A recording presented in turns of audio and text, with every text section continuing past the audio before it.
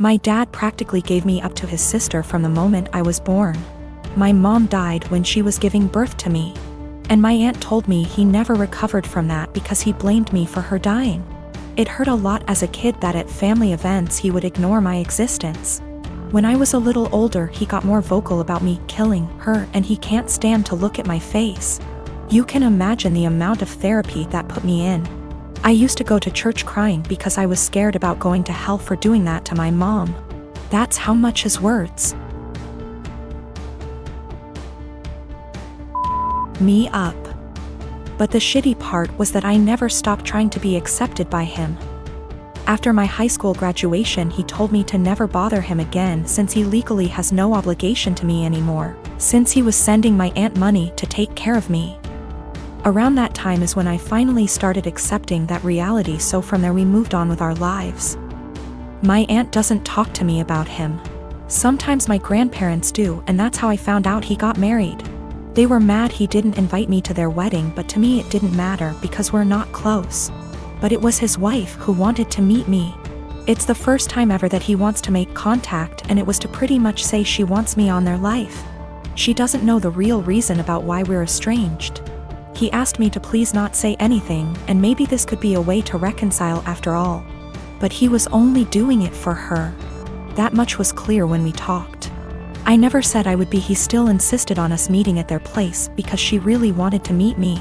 All she thinks is we were estranged for not getting along in my teenager years, going to college and losing touch because of life stuff. It pissed me off that he played it off as us just not talking for petty reasons. Meanwhile, the actually reason damaged me for years. I told her the truth. Everything he said to me. That he was never a parent to me, that was all my aunt. It was definitely a shock for her. The outcome was a disaster. Everyone has heard about this now. My grandmas in particular told me she understands my anger. But this was his chance finding someone since losing my mom, and now it's been put in jeopardy. My dad is devastated. They think it was going too far to ruin his marriage that way when he was willing to include me in their lives, which could have been the start of our relationship. And they say not only did I ruin that, but also possibly wrecked his marriage. She just doesn't agree at all with what he did, and it could have been avoided if I didn't say anything. For me, it was hard not to tell the truth after the lies made it seem like it was nothing serious. I couldn't ignore what happened after what it did. If it was the right call, since it put their whole marriage at risk after all.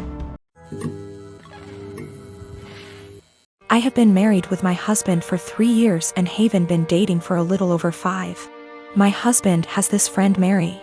They've known each other since they were in high school, and she's considered one of the boys, if you may. That basically means she's always invited to all the fishing trips and stuff, which I don't mind at all. I trust my husband. Well, my problems with Mary started when she first found out I'm half Romanian. It started kinda innocently, with her asking me to say certain words, teach her some insults, etc., which didn't necessarily bother me. But it usually put me on the spot whenever we were out with my husband's group of friends. It only escalated to her Googling stuff about Romania and asking me, are you a vampire? Do you bite your husband by the neck? To, are you a gypsy?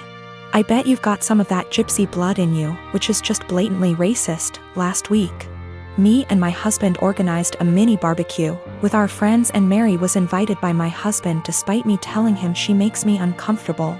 He said he had talked to her about her remarks and she's been understanding, so it's unlikely she'll say something this time. It was midnight and there were about 4 of us left, and I accidentally spilled some red wine on Mary's jeans when I tripped over a carpet. All hell broke loose. Mary started saying that I'm a witch and I'm trying to ruin her life, and this whole thing is part of my ritual, and I'm just a immigrant gypsy trying to ruin my husband's life, and I've poisoned my husband against her. I started crying and profusely apologizing. When she wouldn't drop it, I kicked her out and banned her from ever coming to my house again. My husband insists that Mary was just drunk and talking nonsense, and he would talk to her. He also told me I'm way too sensitive about my heritage and I'm an a-hole for banning her. Mary has since given me a half-hearted apology, but I'm still not okay with her. I guess this is the update some of you wanted. Sorry, I'm still a mess, and how coherent I am. We've talked. He admitted to being in and out of an affair with Mary in the first 2 years of our relationship, and she wanted to win him back, I guess. I called my mom to come help me pack some stuff and him out. That's it? Mary can have him. I've been gaslit for years and it took a Reddit post to realize. Oh, the irony. Thank you, Reddit. A lot of people seemed suspicious of Mary and my husband's friendship / relationship etc. and have asked if I ever suspected anything. No, I didn't.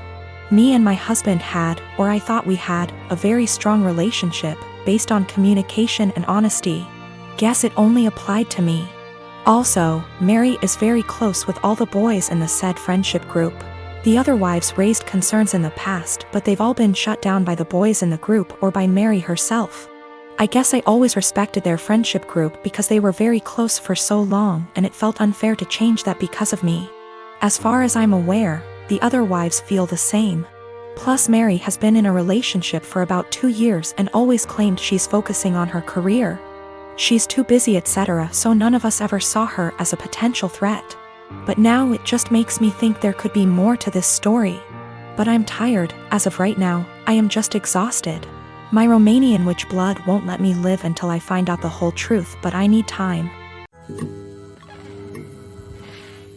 So recently I found out my 15-year-old son, Jacob, pulled an incredibly cruel prank on one of the girls I'll call Ashley, that's in his friend group. I know this girl. She's been to our house and even attended Jacob's birthday party a month ago. She seemed incredibly sweet if not a bit shy. So when my oldest son, Mark, he's 17, came to me and told me Jacob had asked Ashley out on a date as a prank, I was stunned. I of course asked how he could know this, hoping as any mother would that it wasn't true. But Mark showed me the family tablet we all use, but mostly my sons do, and it seems Jacob forgot to log out of his chatting app, Discord. I read the long series of messages between Jacob and his friends as they mocked Ashley all through this heartless prank. I was speechless. And that's not even getting into how he was talking, like he was some thug and not a 15-year-old living in a gated community. At first I couldn't figure out what to do or how to proceed. I'll admit that I never once imagined either of my boys would be the type of person to do something like that. But there was no way in hell I was letting this go. So after a day of thought I decided what was going to happen. First things first, he was grounded, for how long I'm not sure. Secondly, I'd gotten Jacob a bike for his birthday but it hadn't arrived until the day previous and I'd planned to give it to him when my parents came to visit since they'd been unable to make his party. But instead of that I showed him I knew about the prank and told him he was grounded. Then I made him carry the new bike out of my bedroom closet and to the car before driving to Ashley's house, him crying the whole way. I'd called her parents earlier and explained everything, and so once we got there I had him cart it to their front porch and ring the bell. Then in front of me, Ashley, her parents, and God I had him give a sincere apology and gift her the bike. Even I apologized to her, saying I didn't raise my boy this way and what he did was unforgivable. I also called the parents of the other boys who were a part of this little stunt and they all seemed rightfully horrified by their son's involvement. I felt I'd handled this all as best as I could, and my friends agreed. Though once my parents found out that I'd made Jacob give his birthday gift away they said what I did went too far. I still feel like what I did was right, but having my parents more or less dogpile on me like this actually made me wonder if how I handled it was too extreme. Me and my daughter, Anya, are from India. Our native language is Hindi. She's 11 years old now. Her father died when she was 5 and I immigrated to States because everyone was trying to get me remarried to a 60-year-old sleazebag, because, oh no, however will a woman live or raise a child alone? I started dating my now husband when Anya was 6. He had a 5-year-old son, Ben, 50% custody. Me, Anya, Ben, husband and Ben's mom get along really well. The kids were very well adjusted and they were genuinely happy when we got married. Whenever tensions arose, we dealt with them patiently. Let's just say after walking through the minefield of Indian family / drama, diffusing these toy bombs were very easy. Anya has a habit of talking in Hindi when she gets really excited.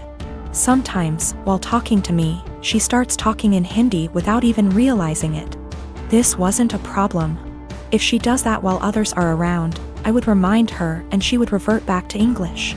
Few months ago, Ben's mom passed away and he came to live with us full time. He has a room already and we put Ben into therapy immediately. A week ago, Ben walked in when me and Anya were cooking and we were talking in Hindi and he started crying.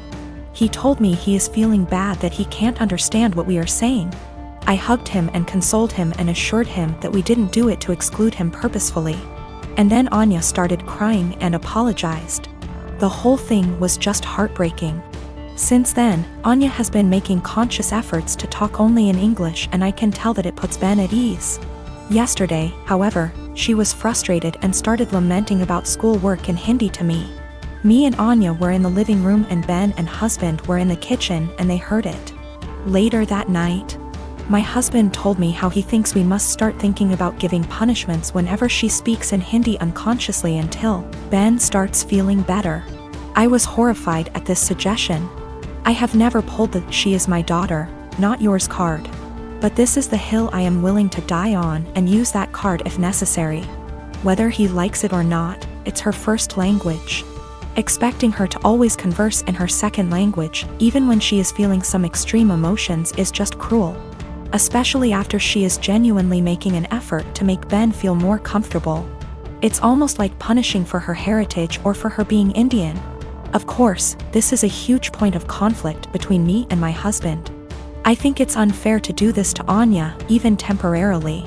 He thinks me and Anya are unnecessarily making feel Ben bad while he is mourning his mother, while we can try and prevent it. Both of us are conflicted here.